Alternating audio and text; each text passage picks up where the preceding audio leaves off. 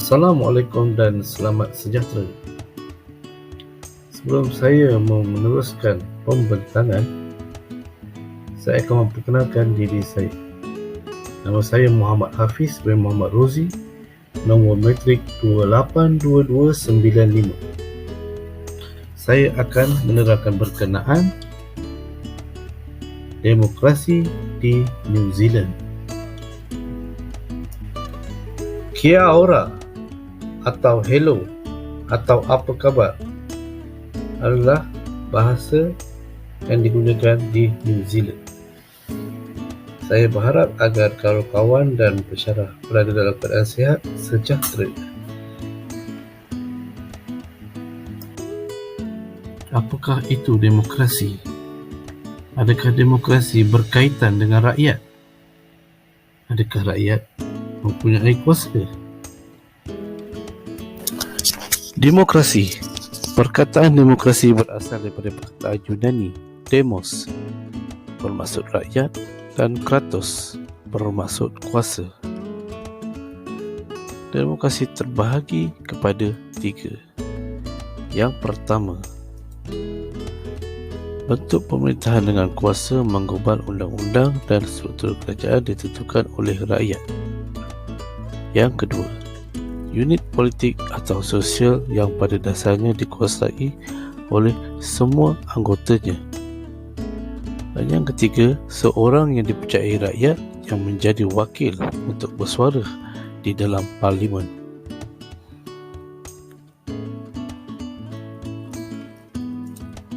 Secara ringkasnya, demokrasi boleh dianggap sebagai kuasa rakyat, cara pemerintahan yang bergantung kepada kehendak rakyat. Terdapat begitu banyak model kerajaan demokrasi yang berbeza di seluruh dunia, sehingga kadang-kadang lebih mudah untuk memahami idea demokrasi dari segi selain daripadanya. Demokrasi bukanlah autokrasi atau diktator, di mana satu orang memerintah, dan ia bukan oligarki, di mana sebahagian kecil masyarakat memerintah. Jika difahamkan dengan betul, demokrasi tidak sepatutnya menjadi pemerintahan majoriti. Jika itu berlaku, bermakna kepentingan minoriti diabaikan sama sekali. Demokrasi sekurang-kurangnya secara teori adalah kerajaan bagi pihak semua rakyat mengikut kehendak mereka. Pengenalan. New Zealand ialah sebuah negara kepulauan di barat daya Lautan Pasifik. New Zealand ialah sebuah kerajaan beraja dengan demokrasi berparlimen. Nama bahasa Maori yang diberikan untuk negara ini adalah Aotearoa. Ketua negara New Zealand adalah Ratu Elizabeth II. Namun, selepas Ratu Elizabeth II mangkat, anaknya Raja Charles III telah ditabal ketua negara New Zealand yang baharu. Sejarah demokrasi New Zealand. New Zealand mempunyai sejarah demokrasi yang panjang. Sejak tahun 1800-an, negara itu adalah antara negara pertama di dunia yang memberikan hak kepada wanita untuk mengundi pada tahun 1893. Dan ia telah mempunyai sistem demokrasi berparlimen sejak akhir 1800-an. Pada tahun-tahun awal penempatan Eropah di New Zealand, sistem kerajaan yang dikenali sebagai Perjanjian Waitangi menyediakan rangka kerja untuk hubungan antara mahkota British dan Maori, penduduk asli New Zealand. Perjanjian itu menumbuhkan sistem kerajaan di mana peneroka Maori dan Eropah mempunyai hak dan perlindungan yang sama di bawah undang-undang. Sepanjang abad ke-20, demokrasi New Zealand mengalami perubahan dan pembaharuan yang ketara. Negara ini menerima pakai perlembagaan baru pada tahun 1947. Dan pada tahun 1980-an, ia melaksanakan satu siri pembaharuan ekonomi dan sosial yang bertujuan untuk meliberalisasikan ekonomi dan mengurangkan peranan negara dalam kehidupan rakyat. Hari ini, New Zealand adalah demokrasi berparlimen dengan sistem berbilang parti. Negara ini mempunyai parlimen unikameral yang dikenali sebagai Dewan Rakyat yang dipilih melalui sistem perwakilan berkadar. Perdana Menteri yang berkhidmat sebagai ketua kerajaan dipilih oleh parti atau gabungan yang memegang majoriti di Dewan Rakyat. Struktur demokrasi di New Zealand.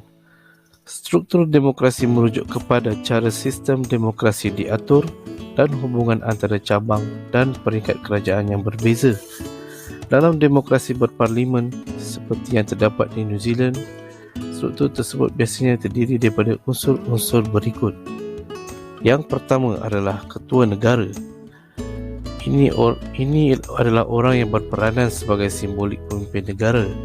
Dalam demokrasi berparlimen, ketua negara biasanya seorang raja yang diwakili oleh seorang Governor General. Yang kedua, badan eksekutif.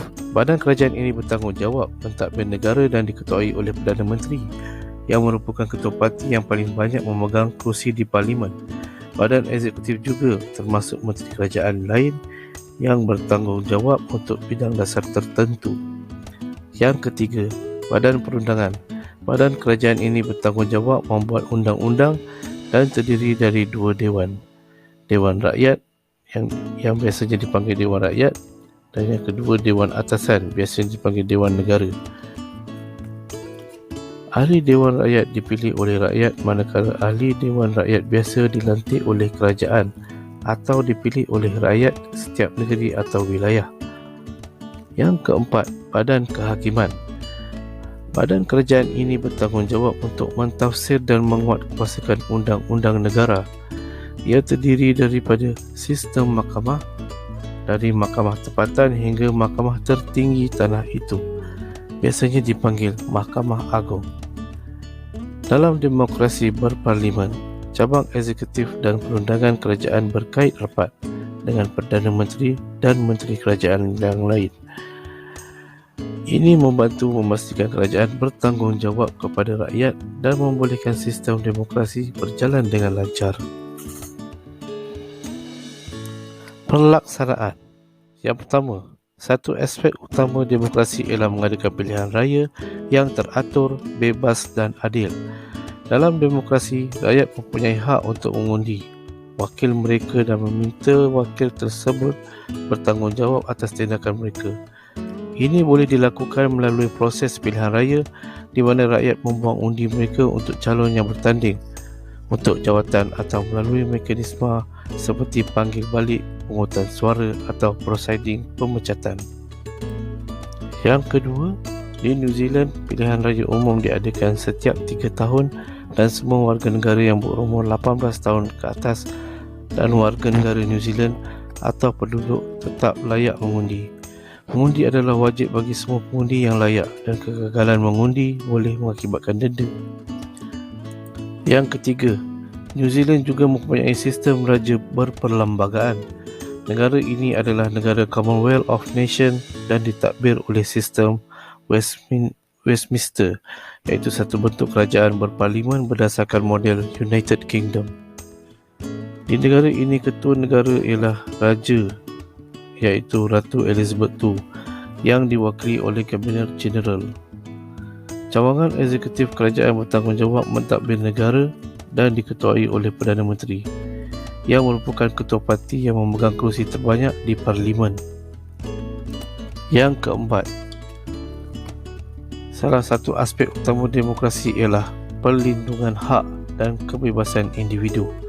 Dalam demokrasi, kedaulatan undang-undang lazimnya ditegakkan dan hak individu seperti kebebasan bersuara, beragama dan berhimpun dilindungi.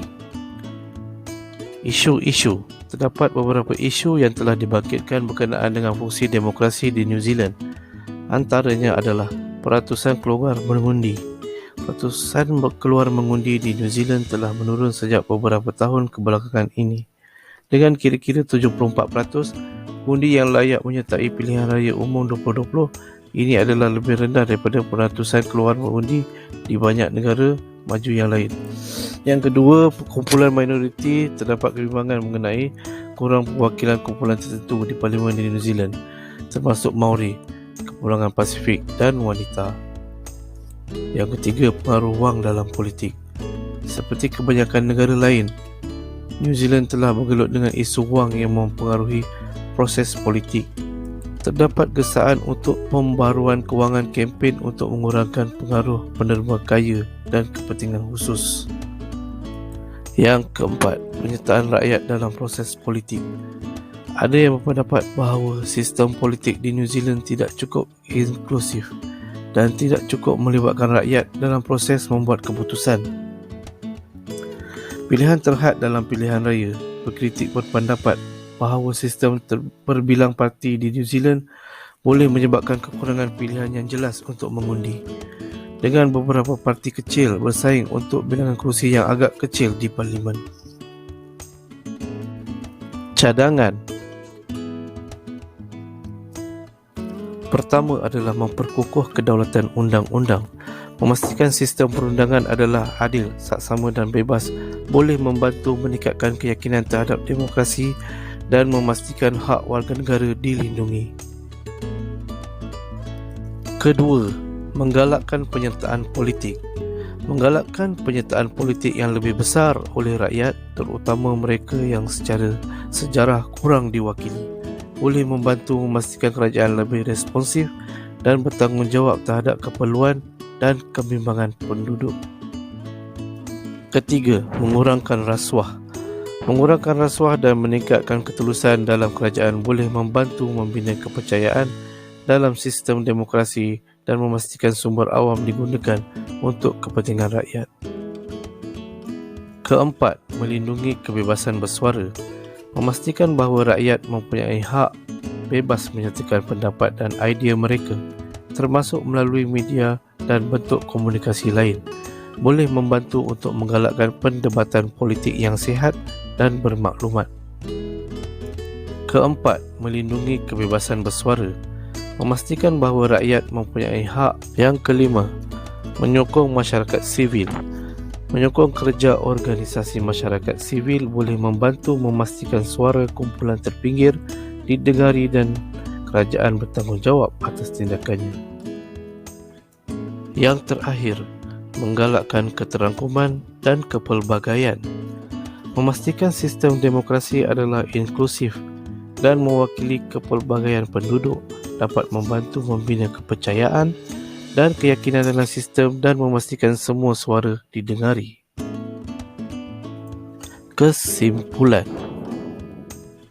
Secara keseluruhan dapat disimpulkan, demokrasi ialah satu bentuk pemerintahan yang kuasanya dipegang oleh rakyat, sama ada secara langsung atau melalui wakil rakyat mereka.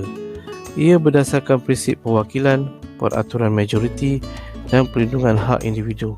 Seperti di New Zealand, sistem demokrasi dicirikan oleh tradisi kebebasan dan kebebasan awam yang kukuh serta tahap ketulusan dan accountability yang tinggi dalam kerajaan.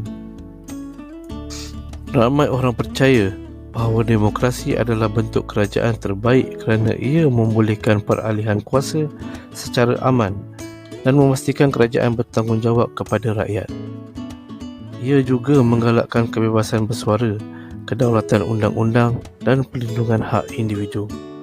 Natijahnya, demokrasi sering dilihat sebagai bentuk kerajaan yang lebih inklusif dan adil kerana ia membenarkan penyertaan rakyat dalam proses membuat keputusan dan membantu memastikan kerajaan responsif terhadap keperluan dan kebimbangan penduduk.